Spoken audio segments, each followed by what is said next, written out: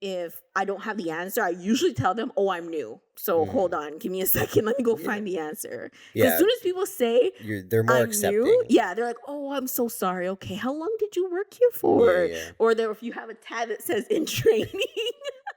Alrighty, I'm gonna be honest. I don't like the way my hair came out today. Why? I always feel like I get one side the way I like it, and then I get the other side that just kind of does its own thing. No, yeah. Mm-hmm. Maybe it's because you're doing it all with one hand. Is it always the same side that doesn't come out? Yes. That's probably why. What do you mean I'm doing it with one hand? So, like, you're right-handed. Mm-hmm. So everything you do is with your right hand, and then trying to like reach over to the other side is like awkward and just doesn't end up coming out the same. Do you know what I mean? Well, you're right about the my dominant hand, because when I'm doing my twist, I was trying to do a twist out. So when I'm twisting my hair, my twists are going counterclockwise, right? On the one side of your head. Yeah, on my right side. My left side Mhm. is going counterclockwise. And on my right side is going clockwise with my twist. Mhm. So I think that is what I don't like. I think because every single time I like my hair, it's usually the tame side, which is the left side. So do it clockwise on both. I can't. You can, you just haven't actually like put your mind to it to actually try. You just do what's natural, just like Well, that's like trying to write with your left hand when you're right-handed. Yeah, I know. It's crazy how some people actually are like ambidextrous. Oh, when you can do both? Yeah. Some people are like that, and it's actually pretty cool. Mm-hmm. That would be really cool to be able to do everything with both hands, like the exact same. Be just as good with both hands. Yeah. I don't know. I'll try it next time. Yeah, but I just not try it out. happy with the results. And I kind of want to sit on your side because this side is the good side. So that's why I actually have two twists in my hair right now, is because, you see the difference? See how it's twisted? Look at the twist. You see how it's twisted? That one goes that way. Yeah. Let me see the other one. Wait, or is it this side that's going counterclockwise? That one's going like this. So counterclockwise. It's going towards 11. And then this side is going. Are they both going the same way? Yes, they're both going the same way. Oh, gosh. Anyways, welcome back to the Sing of Ours podcast, where we talk about all of life's highs and lows. And everything in between. Happy Sunday, folks. Mm-hmm. Welcome back to another episode. Mm-hmm. How was your week? This week we got a lot of snow. Yeah. A lot of snow. Mm-hmm. Wednesday, I think we got like roughly 32 centimeters of snow. Mm-hmm. And Wednesday night, so like we woke up with it. Yes. It did not snow. I was still up at like 12 o'clock. I was gonna shovel, but there was nothing to shovel. Mm-hmm. Woke up in the morning. We got dumped on, like real bad. Oh, it wasn't Wednesday, it was Thursday. Yeah, it was Wednesday, like overnight. Like we woke up Thursday morning with tons of snow. And like the way our house is positioned, it's like a funnel. All the snow just like accumulates in our driveway, in front of our driveway, on the road. And then you look across the street, they got like little fluffs here and there. Yeah. All the wind just blows it off their yard into ours. So Thursday morning, I literally had to shovel driveway and the road for us to be able to get out. The thing is, my car's small. And I knew I should have stayed home. So I started work at 7:30. I had to drive like, I think it's like usually takes me about 30 minutes to get to work from. There's two locations. I had to go to the farther location, so that's usually like 30 minutes away. So it took me about 45 minutes roughly to get there. Tell me how I showed up. I was the first one there. Well, one of the first people there. And I was like, damn, I knew I should have stayed home. I should have called in sick. I knew it. The highways were a mess. It was just like a bunch of kind of like open fields, and I had to take the back ways in order to get to the main highway to get to my job. So the back roads were just terrible, and the highways were terrible. And I find usually when you get to the main highway, it's not bad. It's usually not bad. Yeah, but this Thursday it was terrible. Yeah, it's because really it bad. all happened in like such a short period, right? Mm-hmm. Like within a few hours, we got dumped on like 30 centimeters of snow. Mm-hmm. I don't even know what that is in inches. You know what's crazy? My car is small. You know, knock on wood, but my car is very tiny. Mm-hmm. And I only got stuck in a snowbank one time with my tiny car, and that was at school. Do you remember? Yes. And you Okay. helped me So push me out. I wouldn't necessarily say snowbank, because when you say snowbank, you're basically telling people you went off the road into the bank. No, I never drove off the road, guys. Never. No. When we got stuck at Cambrian at college, when we were there, it was because we were there all day long, parked, and then it snowed like crazy there, like all day, and we just stayed at the school the entire time, and then we left at night, and they plowed like the laneway, so you literally couldn't get out. But still, like, I got stuck, and that was the only time I ever got stuck with my little car. And people make fun of me for driving a little car, and they're like, "Oh, how do you drive in wintertime? Blah blah blah blah." But I've seen bigger cars got stuck, and my little car is just driving right on by. So it's because your car, the way it's built, yes, it's smaller, but it's still got quite a bit of like height. Like it's not low to the ground like some cars, like a Volkswagen Golf. Those things are super low to the ground, right? And then you got these little tiny pizza cutter tires. My car has little pizza tiny. That's cutters. what I'm saying. They're actually really good for the winter. You don't want a big wide tire for the winter. Why not? I feel like you would have more stability. No, because you cut through the snow better. What? It's actually a thing. Trust me, I worked in tires before. Okay. Yes, you want a skinnier tire for the winter because it cuts through the snow better. The wider the tire, the more you're actually on the snow rather than cutting through the snow. If that makes any sense. So then why do people want like big SUVs then for the winter? Well, SUVs because they're higher, first of all, and then a lot of times because it has all-wheel drive. Oh, my car's not all-wheel drive? No, it's front-wheel drive. Yeah. Okay. Yeah. But anyway. See, I just don't know these things. And, you know, it's fine that I don't know, because that's what I have you for. Oh, yeah. Yeah. But also, like, I remember when we first started dating, Curtis used to tell me, I used to hate this phrase. He used to tell me, I don't know, all the time. And I remember we used to get into so many fights because every single time I would ask him a question, he would say, I don't know. And then he would shrug his shoulders sometimes. And that would make me livid. Like, I would be so angry when he wouldn't give me an answer. Yeah. But sometimes you don't have the answer.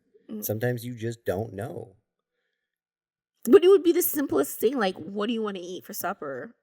And I say, I don't know. I haven't thought about it yet. I'm like, what do you mean? Know. It's what do we 4 got? o'clock. What do you want to eat, Curtis? I don't know. Why are you asking me? If you are asking me, that means you also don't know. I'm looking for you. I'm looking towards you for the answer, okay? Well, I don't got the answer. I don't got the answer you're looking for. I got answers for certain things things I don't. And I'm okay saying I don't know when I don't got the answer. Yeah. See, at work the other day, a patient asked me a question, and I didn't know the answer, and I didn't feel bad for not knowing the answer. I just said, I don't know, but I know that they don't do that at this office. That's all I said. Yeah. You know, and then she kind of looked at me like, shouldn't you know? Like, shouldn't you know if this thing exists? Like, but the thing is, when you're working in the healthcare field, I understand the stigma of wanting to know the answer, and then the anxiety of, you know, your patients may not trusting you, or the the fact that your patients might think you're stupid because, you know, you should know an answer. But I find sometimes I'd rather say I don't know than to give them some stupid answer, you know, or like lie to them and pretend that I know the answer. And then they find out that what I told them was totally wrong. You know, like there's been multiple times where I've done tests with doctors and I asked them, well, what's wrong with me? And they're like, we don't know. Or we need to do some tests to find out. Like, I'd rather them say that and be honest than them giving me some diagnosis, which is totally wrong in the end. And then I'm like, well, you told me it was this. Yeah. No, it is. It's way better to just say you don't know. And like, you can be like, do you want, like, I can find out for you. Let me go ask someone. And sometimes they'll be like, no, it's fine. Don't worry about it. And sometimes they'll be like, yeah, sure, why not? Let me know. Yeah. And then you go find the answer. Like, go ask someone that has more experience. Look it up online for them. Like, do what you need to do to figure out the answer, but don't just throw out a random answer. Like, I hate when I go to stores and I ask people, oh, will this work with this? Oh, yeah, you're fine. And then you go home and try it and it doesn't work. Like, it doesn't work. I'm like, oh my God. Then you have to go back to the store, return it, and then you're mad because they told you it would work. And then you trusted their opinion. Yeah, just tell me you don't know. So I can literally just Google it. Exactly. Yeah. But there's some situations where like I kind of expect you to know the answer. Like, yeah, of course. Like when you're in a certain position, that is your position. You're technically supposed to know these things. But I'm not a walking Google. Exactly. Nobody is a walking Google. And that's exactly it. So you have to have the humility to be like, yeah, okay, I know quite a few things about this topic, but I don't know this one. And that's fine. That's totally fine. Figure it out, get the answer, and then now you'll know for the future. And then if someone else asks you, you can actually be honest and tell them the truth. Like you actually know the answer now. Yeah. Right? Because that's like kind of the power of being like humble and knowing that you don't know. Because once you accept that, then you can find the answer, you'll learn it, and then now you've learned a new thing that you wouldn't have learned if you just like threw out a random answer and it wasn't actually the truth. Like you didn't know what you were actually telling the person was actually true or the right answer, wrong answer. Like you don't know. But now that you actually sought out the answer for that person, for that question, now you know it. And you were able to learn something new. Yeah. Right? Because you were humble. Because you had that humility to say you didn't know. So, yeah. See, and a lot of people have told me, oh, Millie, you need to fake it till you make it. I actually really don't like that saying. Yeah, it is a pretty popular saying. I've heard that a lot too. Like when you're trying to advance yourself, just fake it till you make it. Okay. Like I kind of understand the topic. I understand like the concept of it, of like just pretend that you know what you're doing and eventually you will get to the point where you do know what you're doing. But at the same time, like we were just saying, like you need to be humble at the same time.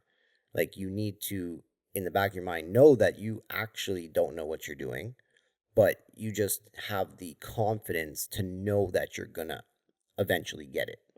Right? So you're faking the confidence. I don't think you're faking that you actually know what you're doing. There's a difference. Yeah, okay. Does that make more sense? Right? You're faking, like, because when you don't know something, you're not going to be confident. You just won't be. You won't be, like someone that's had years of experience. You just won't be. But I think that's what they mean about fake the confidence that, you present yourself differently. Yeah. And the confidence that you can actually learn this topic. Things like that. Not fake that you know what you're doing. Yeah, because I remember I went to the bank and I wanted to put money into my TFSA. And I remember when I was talking to the advisor, who was he again? Not his name, but what was his position? Just a financial advisor? Yeah, I don't remember exactly. Anyways, or financial investor, or whatever his name, whatever his job title was, he told me, you can't do it yourself. You have to go through like an advisor that is allowed to do this for you. So I said, okay, whatever. So I went home. I was playing on my bank app, and then it said something like, oh, this whole your TFSA is actually not set up. Please go into the bank. And I was like, what do you mean? I literally just signed papers. So anyways, I went into the bank, and then I was talking to the teller. I said to the teller, like, why is the bank saying that my TFSA isn't set up? Like, I literally set up with this guy, like, literally a couple of days ago. And then she gave me this bogus excuse. She was like, oh, the app was down, and that's why it wasn't working. And I knew she was lying because of what the other guy told me. But I wanted to confirm it because I was like, he said I can still open it. He said I just couldn't deposit money. But the whole system kept saying that it wasn't set up. So I looked at her and I said, I don't think that's right. And then I was saying to her what the other guy told me. And she's like, no, the app was down and this is why you can't actually open. And she's nodding her head as she's telling me. And in back of my mind, it's like, okay, you're nodding yes. So is she trying to convince me that what she's saying is real? Because I think that's a thing. Like when people are lying to you or they're trying to convince you of something, they nod their head as if they're saying yes. It's almost like a subliminal or a subconscious thing. Yeah. So that your brain's like, oh, she's nodding her head yes, so that has to be the answer. Yeah. Like she knows what she's talking about. And I'm doing it now. Like, yeah, I know what I'm talking about. But it's funny, like some people do have that confidence when they're lying, when they actually are making up some bullshit answer that they know is not the truth. Like they're just coming up with some random answer. And, you know, in her defense, maybe the app was down, but that's not the reason why yours wasn't set up. No. Right? So in her mind... Because I had to deposit money in order to open it. Yeah. In her mind... But it was set up. Like, she was giving a legit answer, but not to the question you were asking, or not to the reason yours wasn't actually set up properly. Yeah, it had nothing to do with that. But yeah, like some people, they're very good at convincing people that their answer is the right answer when it's actually not. Or they actually have no idea, and they're just good at bullshitting. Excuse me. No, but it's true. Yeah, see, that's the other thing too. I feel like a lot of people, they just lie because they actually don't want to take the time. That is the other part of it too. It's not necessarily that they're lying just to lie. It's just they don't want to take the time to actually help you. And they don't care to really find the real answer. They just come up with whatever the first thing that comes up to their head. And they're just like, oh, yeah, that'll work for this. Or, no, I can't do that because they don't want to do it. Right? See, a lot of the times, I just try to avoid conflict because I don't want to argue. Yeah, I know. It's just not worth my time to argue. But I just feel like when you're paying for something, it's like you want the best.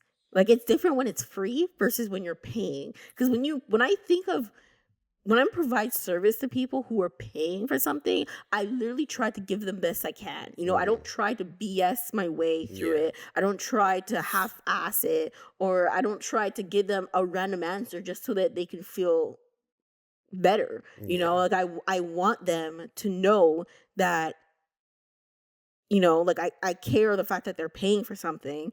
And if I don't have the answer, it's not that I am stupid or I don't have any knowledge. Just like you said, it's just that I don't want to lie to you. Like, that's what I usually say. And a lot of the times when I am learning something new, or if I don't have the answer, I usually tell them, oh, I'm new. So hold on, give me a second. Let me go find the answer. Because as soon as people say they're more I'm accepting. new, yeah, they're like, oh, I'm so sorry. Okay, how long did you work here for? Yeah. Or if you have a tag that says in training. I remember when I was working as a cashier.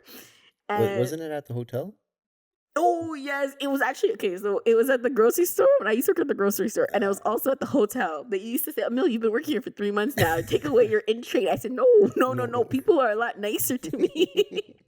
People are accepting the fact that I'm not moving as fast as if someone who was working here for like a year, you know? Like, people have more grace. Yep, it's true. And I find there's so much power in that word. I don't know, but let me find out. Because if people are like, oh, okay, you're new. It's okay. It's okay. You don't have the answer.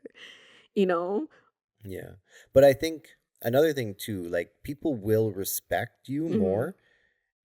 Like, let's say you give them a fake answer, just whatever comes to the top of your head, right? And then like in my situation, when I go home and I try the product or I try whatever I bought or I do whatever they said and it doesn't work, I'm like, oh my God, that person, you know, and then I start cussing them in my head.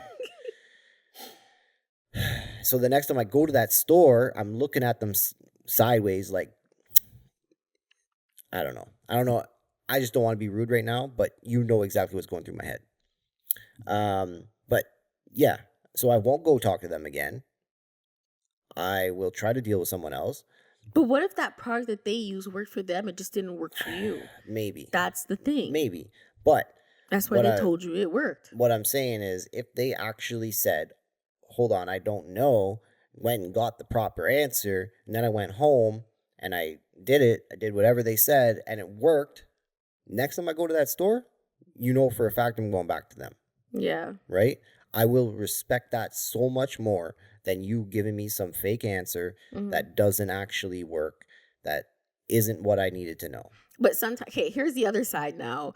Like, definitely working in the healthcare field, right? If you're a nurse or like, let's say you're a dental hygienist, a patient will ask me a question. I'll answer the question. And they don't care sometimes they don't care the fact that I'm telling them the answer. They don't want to hear it from me. That is the thing I've noticed a lot too, working in healthcare. A lot of the times they don't want to hear from me. I am not the doctor. They don't care, literally. And then the doctor would come in, the orthodontist, the dentist, whoever it is would come in, tell them literally word for word what I just said. And now they're confident. Okay. Yeah. Now they know. And I'm looking at them like, I just told you that. So a lot of times, sometimes I do say, you know what? Let's just ask the orthodontist, because I can pick up the vibe when I'm trying to tell them the answer. And they're like looking at me skeptical, like, oh, but where's your medical degree? Oh, okay, hold on. Let's just ask the orthodontist then. Or let's just ask the dentist. He'll come in and he'll tell you the answer. You can always tell, you know, like, I guess. Yeah. But, so sometimes I do know, and I just know that they're not going to take my answer as an answer. They're going to want to hear the exact same thing from the medical doctor. Yeah. Which is fair. Like, I don't care. Like, I don't care, because in my mind, I'm like, ooh, good thing I said it right, because that was the right answer. Yeah, I mean, sometimes, even if it isn't something to do with healthcare, right? People do like to confirm their answer, right? They hear it from one person, they're like, okay, maybe that's right. But then they'll try search it up themselves, or they'll ask a second person just to get a second opinion. Oh, no, they'll ask for the manager. The manager come in and be like, word for word what you literally just said, and then you're looking at the customer like, I literally just told you that. But you have to accept that, because like I said, sometimes people do need that confirmation. Just be like they understand what you said, and they're like, okay, maybe that's right, but let me get a second opinion. And then they ask a second person, they hear the exact same answer, they're like, okay, cool. And now they respect you because you actually did give them the right answer, and now they're confident in that answer. Yeah. Because they have the second opinion, right? And a lot of time we do need that. We need that confirmation in the second answer. We do. It is what it is. So don't feel What's the word I'm looking for? You know what am I looking for? I don't know. I zoomed out. Anyway. But anyways, let us know if you can relate to this topic. It was just a little rant that was kind of going through my head over the weekend. Because sometimes I just feel like, should I even say the answer, or should I just say, you know what, I'm not sure, let me just find out. So they feel even more confident in me, the fact that I went and found the answer for them, or I got the orthodontist or the dentist, whoever it is, to tell them the answer. Someone that they trust a little bit higher, I guess.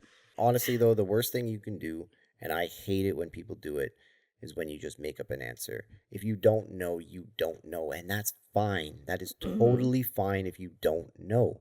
Tell me you don't know. I won't feel any type of way. I will just go ask the next person. I'll search it up myself. Or if you want, you can go ask someone. You can do what you need to do. I won't feel any type of way if you don't know. Okay, babe, I definitely will be rich if you say the words "I don't know" one more time. Yeah. Anyway, I do know that I. You do know now. I do know. What do you know? Tell us. I do know that I say I don't know a lot, but I'm okay with that. Mm. And you used to get mad at me, but I think you've grown accustomed to it. I don't hear you say it anymore. No, maybe you just don't pick up on it anymore. Maybe I've just ignored it. Over time, she's just gotten so used to it. It's just in one ear, out the other. Yeah. Because I do still say it a lot. Mm-hmm. I think another big part of the reason people lie and don't have that humility to say they don't know is the society that we're brought up in, right? Going to school, that is what you're taught. Wrong answers get you failing grades, right? You're always supposed to know the answer. Everybody wants to work with the smartest kid in the class. Yeah, that is the society that we're brought up in, is that you're supposed to know the answer. I think it should be more accepted in schooling. You're there to learn, right? So it should be okay to not know the answer and to get to the point of knowing the answer. But that's not the way it's looked at.